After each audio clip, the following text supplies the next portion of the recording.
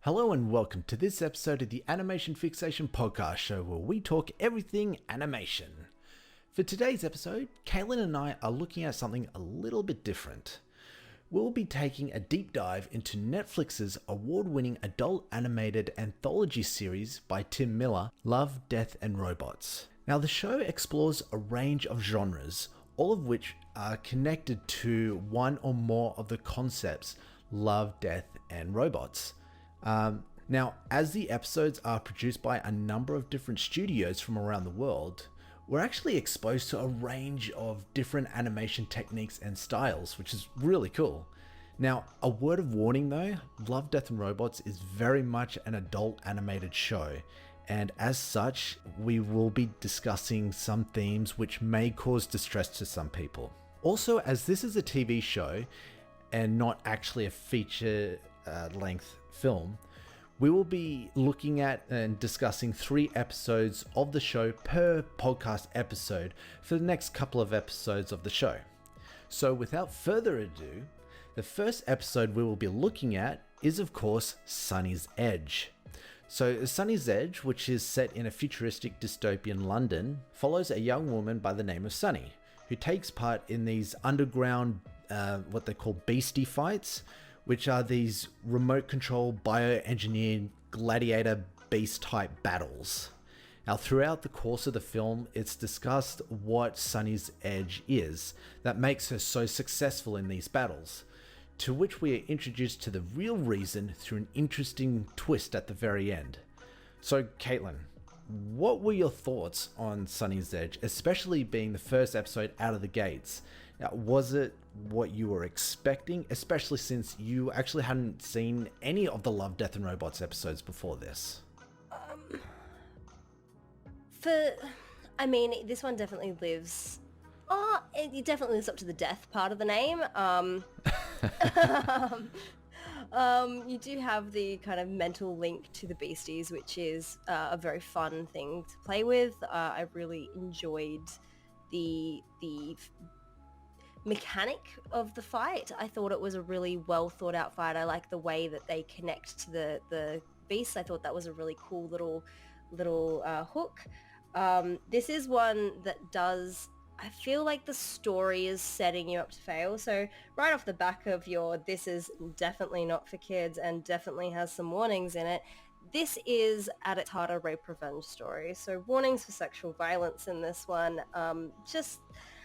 It doesn't quite, for me, hit right. So at the very start, we get Sonnie's crew talking about how the reason she won't throw a fight is because she is fighting to carve up men like they did to her, because we see Sonnie is obviously quite, heavily scarred from what has happened to her physically, and you would assume mentally, but we don't really kind of get into that because we have like 17 minutes. But it doesn't... Firstly, having a survivor story coming from the mouth of someone else always feels quite wrong to me. Like, it feels like it is a personal story. It feels like something that really the character should be telling and not being driven forward by other people, because the whole thing about these kind of stories is the taking back of agency. Mm-hmm.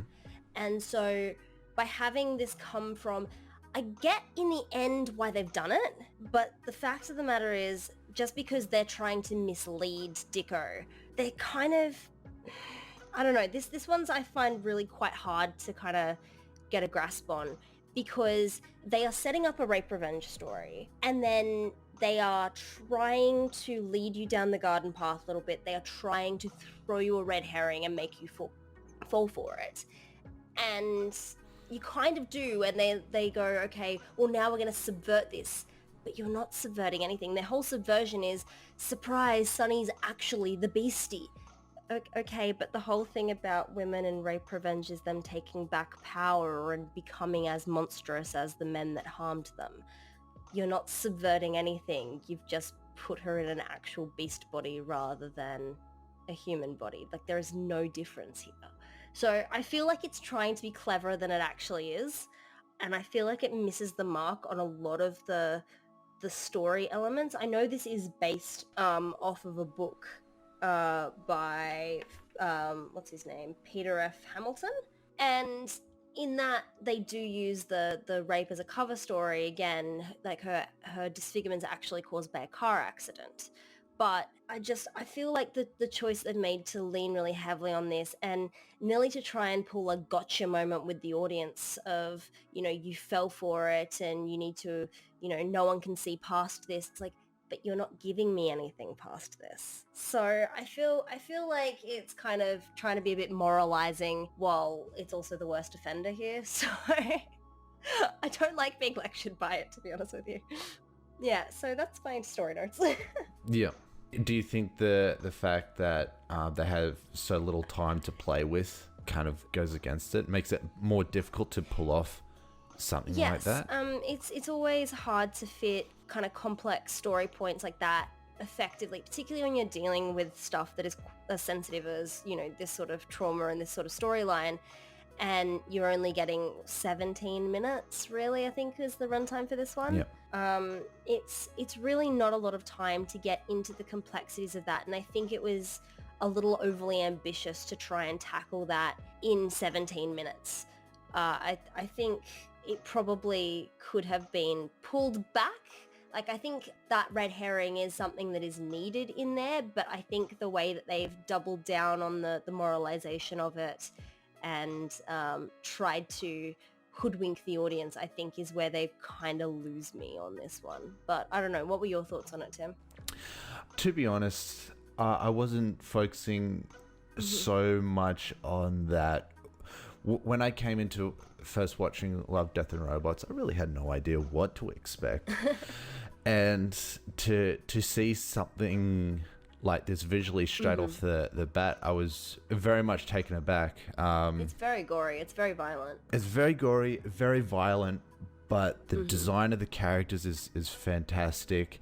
The lighting is amazing. I love the use of fluorescence. The black light hiding all of those pops of color, so having that really chromatic monotone city, and then having just these pops of color come through in the black light. Yes. It was so cool visually. It really, really was.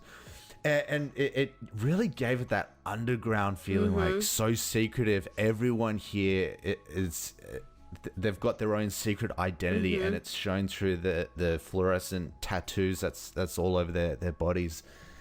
And then you have these beasts that come out that have such a unique and amazing design, and even how their animation works with the design of their bodies. Like, you have one beast that's this massive rock creature, and how he moves is completely different to Sonnie's what do they call it? Was it raptor? Carnivore. That's a lot more sleek and agile and has these blade tentacles. Yeah, blade tentacles. It was amazing. Like, on a visual standpoint, this film is stunning. And absolutely. And it blows you out of the water. For this to be the first episode, this is how you start a series. Yeah. It subverts any sort of expectations that you had. You're suddenly realizing, oh, I'm in for a real ride with this series, and I think it's a very strong one to start off with. I do agree with your points, story-wise. With it being a short film, I try to give them a little bit of leeway, story-wise. But if the story is horrendous, it's like, you kind of lose me on that. I did notice when I was watching this, particularly in the way that they'd done the human characters, it felt very much like a video game cutscene. Like, I was kind of half expecting to have to like jump in and like start the fight myself at any moment. And yeah. It's funny that you say that, because the animation is actually done by Blur Studios, who actually do video game cinematics. Like, they do some of the best video game cinematics out there. For Riot Games and Bethesda, exactly. it shows. I like it. I've always been a fan of Blur Studios' work. Absolutely stunning. But yes, you are right. You do get that feeling with the human characters. So, as we're looking at 3 episodes per podcast episode, what would you give what rating would you give this one? For me, like we said, the visuals are stunning. The voice acting in a lot of cases was a bit hit and miss. So some of it was really ham, some of it was quite good. For me, I think the story, well, yeah, they're trying to tackle something really big in a short film, which I kind of applaud the hustle, but also I don't think they managed to quite pull it off. So I'm probably going to say 3.5 out of 5 for this one. Oh, okay. I was really blown away by the visual straight off the bat. I do agree with your points on the story, but again, I'm going to give them a little bit of leeway. I'll actually give them a 4.5 for this one. See, this is the difference. You prior the visuals and I prior the story. Oh, don't get me wrong. If you can tell me. I've said for a long time, if you have a terrible story, it doesn't matter how good the film it looks. It's not going to save it. I'm a little bit more forgiving with short films because it is very difficult to really get those nuances, those really fine points within the story within a very short amount of time, and to be able to nail down a story really, really well in that short amount of time it takes another level of filmmaking. Absolutely. Difficult. So, cool. Yeah, it does. All right. So, after Sonnie's Edge, we have 3 robots, which is... I loved this so much. Which is completely different to Sonnie's Edge. Massively different vibe. Such a different vibe. Which adds a whole other level to the whole idea of love, death, and robots. You can't have any expectation on what you're going to be watching in the next episode. Yeah. So this episode, it basically follows 3 robots that are kind of on a sightseeing holiday through a post-apocalyptic city. And looking at how humans live before they wipe themselves out. So... Caitlin, tell me your thoughts. Do tell. I loved this, as I've already said. Like this was a beautiful, beautiful little short. The fact that the robots had such human personalities, I think, made it really, really easy to go along for the ride. It's that kind of, it gives you that in to be, here is a world that I don't understand, because it's obviously taken our world many years into the future to the point where we have wiped ourselves out.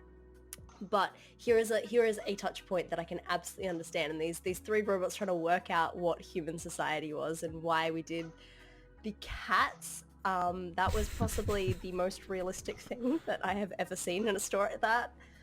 Those cats, I respect those cats. The cats that are the evil masterminds that really are responsible for wiping humanity out. Yeah, that's definitely what they're telling the robots. Because they learn to open their own tuna cans. They don't need us anymore. I'm hoping my cat doesn't learn that skill because it might be the end for me.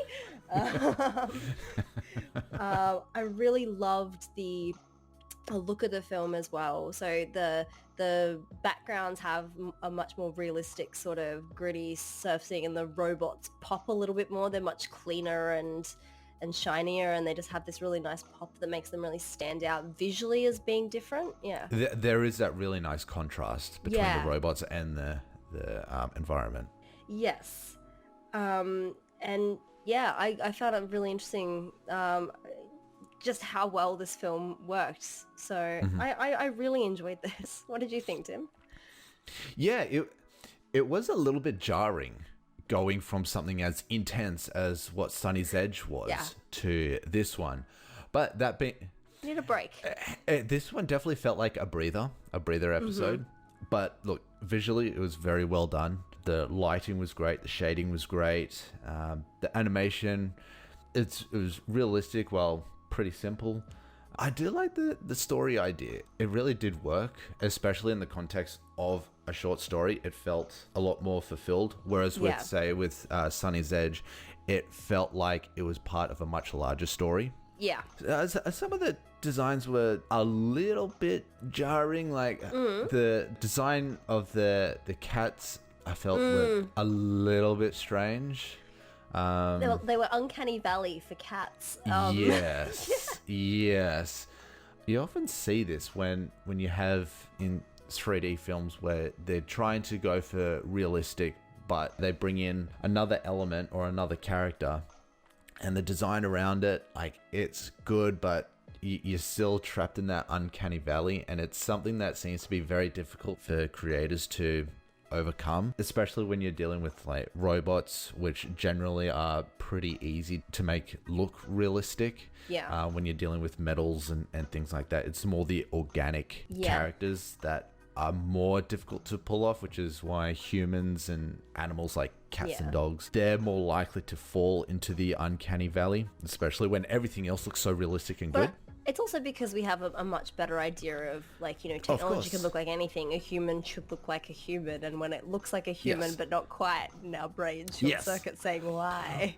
Well, also rendering wise, it's a lot easier to render something that's non-organic than something that is organic, because when you're dealing with things that are organic, you have a lot more elements like subsurface scattering and things like that, and they're quite difficult to get just right. And if you don't hit it just right, that's when you start falling into the uncanny valley. Yeah. But that being said, all in all, I thought it was great. It was much more low key. I can understand if some people might find it a little bit boring, but that being said, I thought the humor was great. It was very funny. I thought that the voice actors were fantastic. Did you know? Yeah. There is no voice actor for the female robot. She's completely synthesized by computer. That's a completely robotic voice. That is not surprising, and I'm really glad that they did do that. Yeah. I like that they didn't just have 3 human voices. Because the designs of the 3 robots are completely different to each other, which I'm really glad that they did. If they just had them all 3 being the same, it would have been boring. But each robot had its own different look, had its own different character, and they all sounded different, which worked really well. So I really liked the little orange guy. I was like, I come from a proud line of baby monders. We weren't very good at our jobs. We're not good at our jobs. Fantastic line. I thought it was great. Oh yeah, this is I found this, you know, it is a nice palate cleanser when you have a lot of death and sex surrounding it. Blow Studio, who did the animation for this, actually do a lot of the little breather episodes in season 1 of Love, Death and Robots. So the other one they did is, I think it's called The Day Yogurt Took Over or something like that. Oh yes, that's going to be an interesting one to talk to you guys about. Yes. So yeah, they seem to do a lot of the little comedy interludes in this series. So given how successful this was, I'm really excited to watch the rest of them. I've been doing a bit of reading as well. It sounds like 3 Robots is also the only short in the whole of Love, Death and Robots to get a sequel episode. So we have that to look forward to. That's right. Stay tuned for that one. I think it's them trying to escape the cats. I'm really excited by this. Oh, no spoilers. Okay, so what would you rate this one, Caitlin? I really enjoyed this. It really hit for me. The humor was great. It looked beautiful. The voice acting was great. I'm gonna say 4.5 for this one. Okay, nice. Yeah. It was all done really well. Again, a little bit of uncanny valley, and it did feel like a palate cleanser. So I'd give this one a 4. Okay. A respectable 4. Yes. Alrighty. Last but not least for today, we're looking at The Witness. So The Witness is a very, very interesting one. So it basically follows a girl that witnesses a brutal murder, and she's running away from her killer, and her killer is chasing after her, trying to explain what's happened, and there is quite an interesting twist at the end. Caitlin, tell me your thoughts on this one.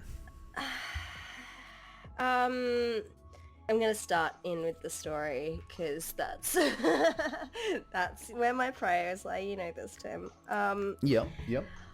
I always have a little bit of a I don't know. I'm never quite a fan of like a time paradox or time loop story, because I think they're really, really hard to do right. Yes. And this kind of did give me vibes of Time Crimes, which I think is possibly one of the worst films ever made.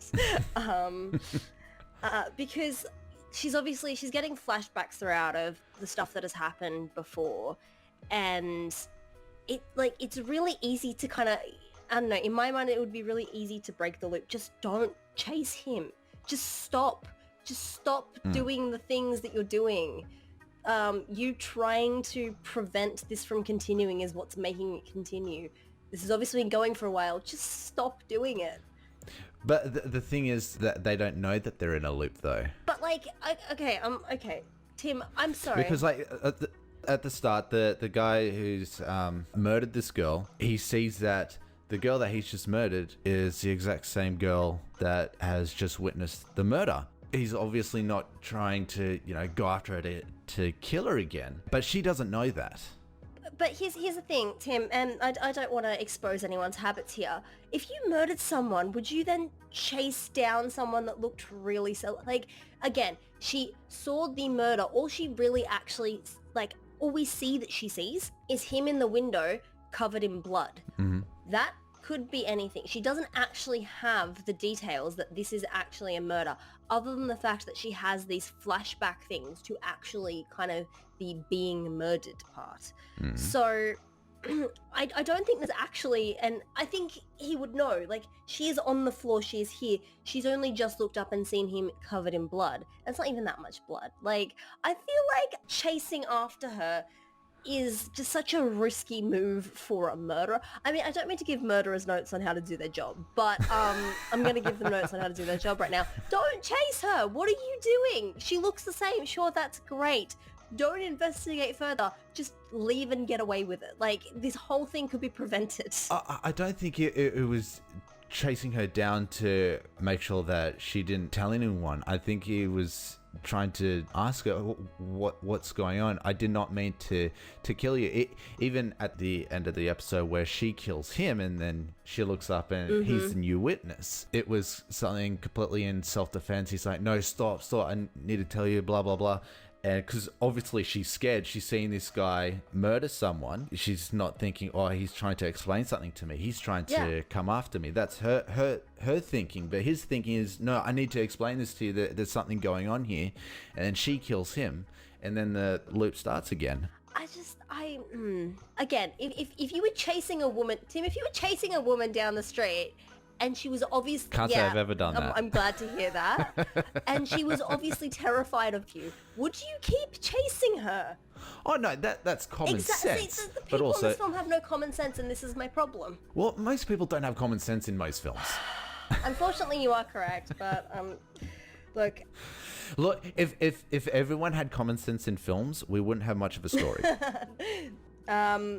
Okay, well, other than my hatred of time travel paradox things. Yeah, no, look, I understand. I do understand, because I'm also not a big fan of time travel movies for the very same reason of the whole paradox issues that crop up. Yeah. For this one, I didn't see it as so much of an issue, because it didn't come off as blatantly obvious that they're going back in time. Yeah. They're just trapped in a constant loop. So, yeah. But I do understand where you're coming from, though. I think the other problem that I find with this is just how male gazy it is. It is is there really a need for that whole erotic dance in the middle of the film? There's just not. It's there purely for titillation of a straight male viewer, it makes me uncomfortable watching it. I don't enjoy it. Does she really have to be naked, fully naked? You can see everything as she's running down the street from this guy. Does she really have to be naked for this? I get the implications of nakedness equaling vulnerability and trying to show that she is vulnerable, but she's already vulnerable. She's already witnessed a crime, has been running from this person. He's already shown that he has murdered her, so he can do it. She doesn't need to appear any more vulnerable here. This does not, it doesn't add anything other than titillation, and I find that's a really bad reason to include anything, particularly when it objectifies women. So Yeah, look, I completely agree with you on this point. With adult animations, it's very easy to fall into the trap of, oh, this is adult, we've got to show some nudity and sex scenes and stuff like that. But if it doesn't add anything to the story, it becomes very jarring, and it does take away from it. Yeah. So I do agree with you 100%. I've got nothing against nudity as long as it has a purpose. It has a purpose behind it. It goes along with the story, and I do agree with you that it was unnecessary in this context. I think a little bit would have worked, but they definitely went overboard with this one. Also, it feels really weird when the murderer is taking the time out of chasing the person that he's trying to track down to be groped by strangers in gimp suits. Like, what? It definitely came off as feeling like, I've got a feeling that this is one of the creators' fantasies. I don't want to know. I'm drawing a line in the sand there. Whatever's happening, I'm out. I don't want to know. Yeah. Well, I definitely agree with you on that point. So other than the story, though, this has some really interesting visual elements. It's got a lot of those kind of comic hand-drawn elements kind of things. Like you get in Mitchell's vs. Machines, where you've got, like, you know, banging and you get the little sound effect come up on the screen. It's got, you know, these little kind of drawn, like, angry faces and things, like comic cartoony. It's really quite interesting. And then you also have this style where, I don't know, it feels nearly like part of things are only comprised of paint and brush strokes. Like there's no solid substance to it. It's just paint. It's very odd, I find, because it's not consistent throughout. I think, like, there are just elements that have this kind of really painterly feel, and particularly when you have, like, the fast cuts, the jarring music, these things flashing on and off of screen, it does kind of jar you a little bit and makes you feel a bit disconnected. Like, this is maybe, I don't know, the first time that we saw her experience it, she's kind of having these flashbacks to her death, and she's having this reaction to it. And it nearly feels like she's having some kind of mental breakdown in that moment, and these elements are not real, and therefore what's happening isn't really real. It's something that's being created by her mind.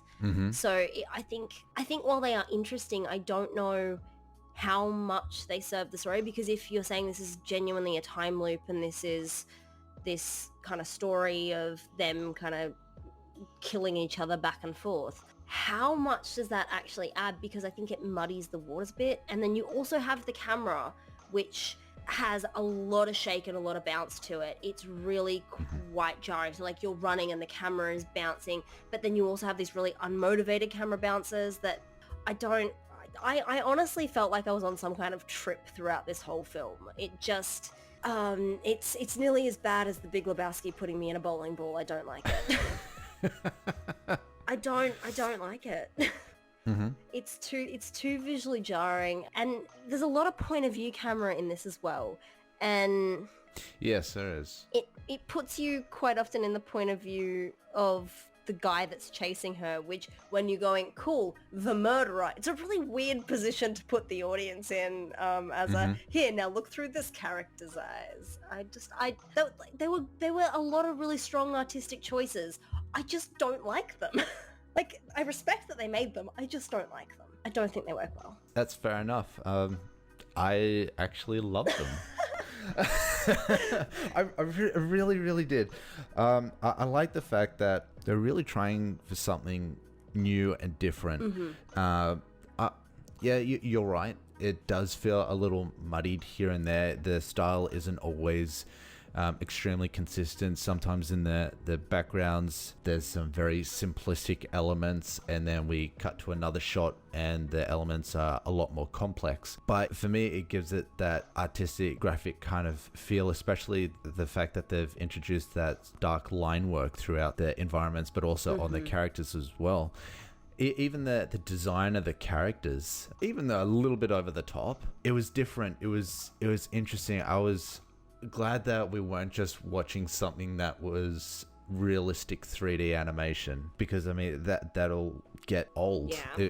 It was nice seeing something that was stylistically very, very different to what we normally see, and I found that very refreshing. I like the contrast between the different elements, between the environments and the characters. I felt that the characters popped really nicely. Even the makeup on the girl that was running away, she smudges her lipstick at the very start. I thought was really interesting. I love a lipstick that can hold up to being chased by a murderer. If anyone's got recommendations, I'll take them. Well, I mean, I thought all lipstick is the same, so... But stylistically, I actually really enjoyed it. I understand if people don't like it because it is something that's completely different, but I felt that it worked really well. But is that enough to save the story and the over-the-top titillation? Probably not. But this is still one that I do come back to purely for the artistic style. Well, it would appear that other people agree with you, Tim, because this short has actually won 3 Emmys. So it's won one for production design, one for character animation, and outstanding short film animated production. So right, okay, it's highly decorated. So the animation studio behind this was Pinkman TV, and they've actually done another episode for Love, Death and Robots, which is in season 3, called Jabaro, which I haven't seen yet, but anyone that's seen, I think anyone that knows about the existence of Love, Death and Robots knows about the existence of this episode, because it is visually stunning and a little bit trippy, and it's the one that everyone has been talking about. Like, I have somehow managed to avoid Love, Death and Robots, and I know how visually impressive this episode is. So I mean, I think the studio just does a really great job on the visuals. I hope the story has improved by the next episode that they've done. We'll leave that one for a later episode because it definitely warrants a discussion. I look forward to it. So Caitlin, this one was very interesting to discuss since we have very different opinions on this. What would you rate this one? I'm gonna give it a 2. I just A 2, like okay. I said, for me, story is king. I will. Story or character, and I feel like this didn't really develop either well. I know that it is harder in a short format, but when you see shorts that do it really, really well, they're phenomenal. This kind of, again, its primary function is titillation of the straight male viewer, and I'm not about that. So I think to be honest with you, that actually takes it down in my regard, just because that you're trying to cater very specifically to an audience. And I think this is actually something that they found in a lot of the first season of Love, Death and Robots. I haven't seen too much about the other seasons, but there is a lot of fan service, a lot of things, a lot of female bodies put there for the male gaze, and I'm not sure that I'm about that. So yeah, it doesn't hit for me. Sorry. Fair enough. Well, look, I was definitely going to rate this one a 4.8, but the whole titillation thing, I definitely agree. It was unnecessary, and it took us out from the story. It didn't add anything to the story. So, but for me, the visual style is so strong that I would give it a... I'm tossing up between a 4 and a 4.5. Because I do love the visual style so much, but that part of the story in the film does let it down quite a bit. So I'm going to give it a 4.5 just because it's one of those films that I do come back to, not for the story, but purely for the visual style of the whole thing. Look, and that's fair enough. Like I said, they made some really, really strong creative choices, which, obviously land really well for you and just not for me. But, they made a choice, and I respect the fact that they have taken a risk and they have made that choice to be creative and to try something new. So I'm while I don't like it, I respect it. Yes. Awesome. So this was the very first look at the first 3 episodes of Love, Death and Robots. So for the next few episodes of the podcast, we'll be looking at 3 episodes of Love, Death and Robots, discussing them. But we would also love to hear your opinions. So please leave any comments. Please like, share, subscribe, follow us, and stay tuned for the next episode. We'll catch you guys later. Bye, guys.